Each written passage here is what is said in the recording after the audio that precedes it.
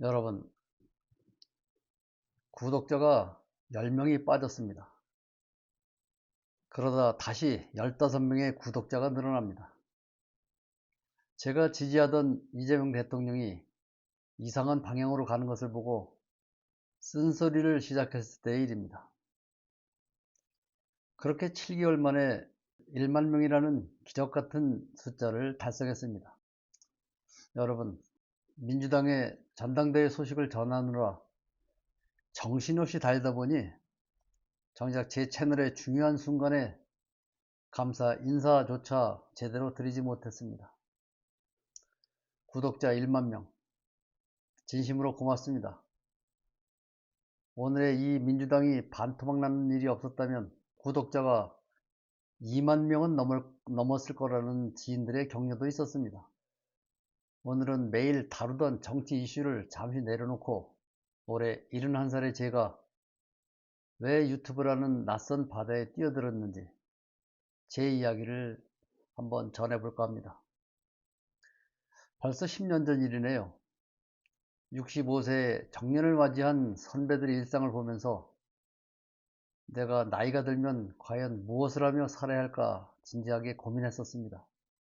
그리고 65세가 되던 해 마음먹었던 대로 유튜브를 시작했습니다. 그런데 결코 시작은 만만치 않더군요. 모니터 속 인터넷 언어는 온통 영어였고 시스템은 복잡했습니다. 무슨 말인지 도무지 이해하기가 어려워 막막했던 적이 한두 번이 아니었습니다. 주변에서는 그 나이에 뭐하러 고생을 하냐고 물었죠.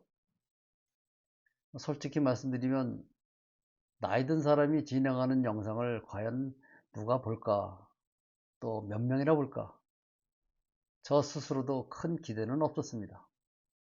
처음부터 거창하게 진실을 파헤치고 정의를 논하려는 것도 아니었습니다. 그저 내 마음대로 내가 하고 싶은 말이나 좀 시원하게 한번 해보자, 그것이 출발이었습니다. 여러분들도 일상에서 자주 경험하고 계실 겁니다. 커피숍을 가든 오랜만에 동창을 만나든 우리 세대는 보수적인 성향을 가진 친구들이 훨씬 많습니다. 자연스럽게 정치 이야기가 나오면 늘 입을 다물게 되고 몇 마디 하다 보면 싸우게 되고 제 생각을 있는 그대로 말하기가 참 어려웠죠. 속마음을 숨기고 억지로 웃어넘겨야 하는 답답함에 이왕이면 유튜브나 한번 해보자 했던 겁니다. 세상 눈치 보지 않고 오직 내가 생각하는 상식과 팩트만 쏟아낼 수 있는 나만의 공간이 있었으면 좋겠다 하는 생각이 들었습니다. 그만큼 절실했는지도 모릅니다. 코비드가 시작되었던 5년 전 문재인 전 대통령의 고구마를 하루에 10개씩 먹다 목이 메어 고생하다가 윤석열이 당선되면서 손을 놓게 되었습니다. 다시 7개월 전 소위 명청 갈등이 시작되던 그때 정청래 대표의 1인 1표제 당원 주권 시대를 선언하고 조국 혁신당과의 합당을 추진하자는 발언이 일파만파 소동이 일어날 때 정청래에게 힘을 실어줘야겠다 해서 유튜브를 다시 시작했던 것입니다. 그 전 이재명 대통령이 당선된 후 온 국민이 행복해했던 시간이 있었죠. 하지만 어느 순간 상황이 이상하게 흘러가기 시작했습니다. 이재명 대통령이 제가 굳게 믿고 있던 상식과 진실에서 벗어나 엉뚱한 방향으로 가고 있다는 확신이 들었습니다. 민주당과 정청래 당대표의 행보를 보며 우려는 더욱 커졌습니다. 권력을 둘러싼 모습들은 상식적이지 않았지요. 대표적인 예가 공치모입니다. 이재명 대통령의 공소 취소를 요구하는 모임은 어느 날부터 당내에서 정청래 대표의 모든 언행에 반기를 들더니 엄청난 공격이 시작되었습니다. 대표적인 사람들 이현주, 강득구, 황명선 등 최고위원들의 도를 넘는 정청래 때리기가 시작되던 때 정청래를 도우려고 시작했던 겁니다. 더 기가 막힌 것은 이른바 뉴 이재명 세력의 등장이죠. 과거에는 이재명 대통령을 그토록 싫어하고 깎아내리다가 막상 대통령이 취임하여 권력을 잡으니 이제 와서 잘하고 있다며 태도를 바꿔 칭송하는 이 새로운 세력들이 득세하는 모습을 보았습니다. 대통령이 그들의 뒷배였다는 사실은 부인할 수 없지 않습니까? 그때부터 이재명 대통령에 대한 비판을 시작했죠. 권력의 해바라기처럼 이리저리 흔들리는 이런 기이한 현상을 지켜보며 저는 더 이상 침묵할 수 없었습니다.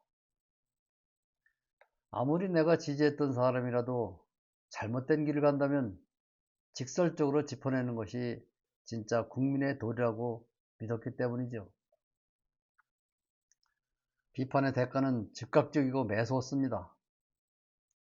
이재명 대통령을 비판했다는 이유만으로 구독자가 그렇게 늘지 않더군요. 처음이니 그럴 수도 있었고요.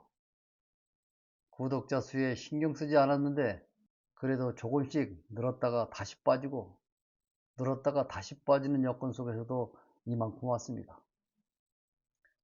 실제로 무너지는 것을 보니 좀 아프긴 아프더군요. 그러자 이상한 일이 벌어졌습니다. 제가 쓴소리를 할 때마다 10명이 채널을 떠났지만 반대로 저의 팩트에 공감하는 15분이 새롭게 제 채널을 찾아와 구독 버튼을 눌러주셨습니다. 진실은 결국 통한다는 것을 뼛속 깊이 깨달았습니다. 그렇게 떠난 분들의 자리 위에 진짜 상식과 팩트를 갈구하는 분들이 단단하게 뭉쳐 지금의 1만 명 구독자를 만들어 주셨습니다.